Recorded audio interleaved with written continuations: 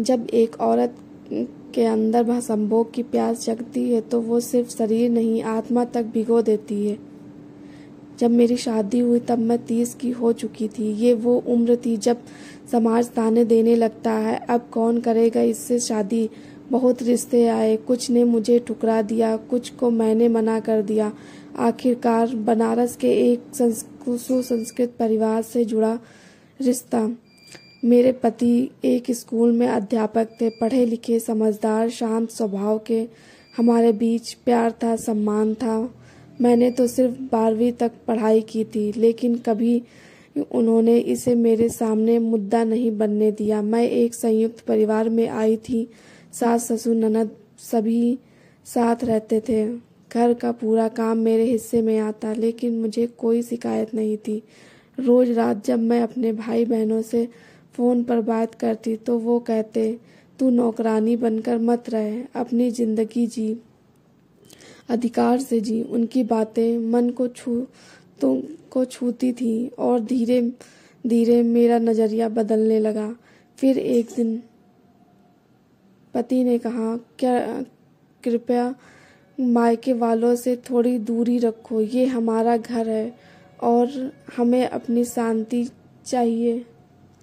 मुझे झटका लगा, लेकिन चुप रही। जब दूसरी बार उन्होंने सख्ती से कहा कि घर में बाहरी दखल बर्दाश्त नहीं, तो बात भाई बहनों तक पहुंची और वे नाराज हो गए।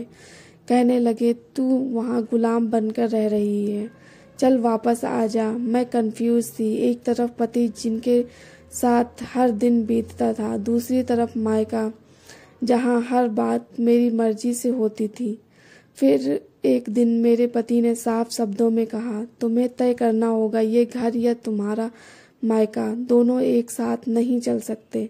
मैं टूट चुकी थी और मैंने वो कर दिया जो शायद किसी भी पत्नी को आखिरी में करना चाहिए। मैं मायके लौट आई।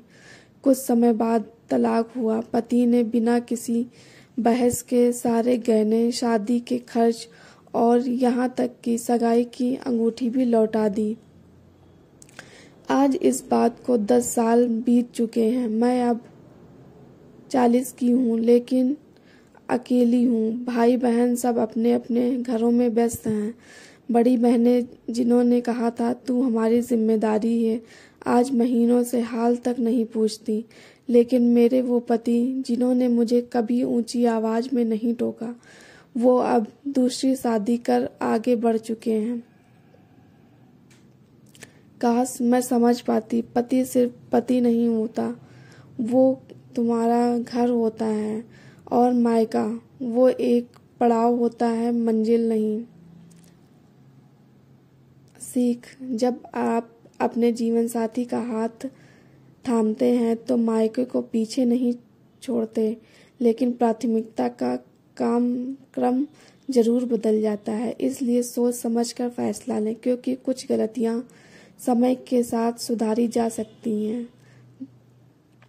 अगर इस कहानी ने दिल को छुआ हो तो इसे लाइक करें और कमेंट करके ज़रूर बताएं। और मेरे चैनल पर नए हैं तो मेरे चैनल को सब्सक्राइब कर लें, ताकि कोई और उस चौराहे पर गलत मोड़ ना ले। धन्यवाद।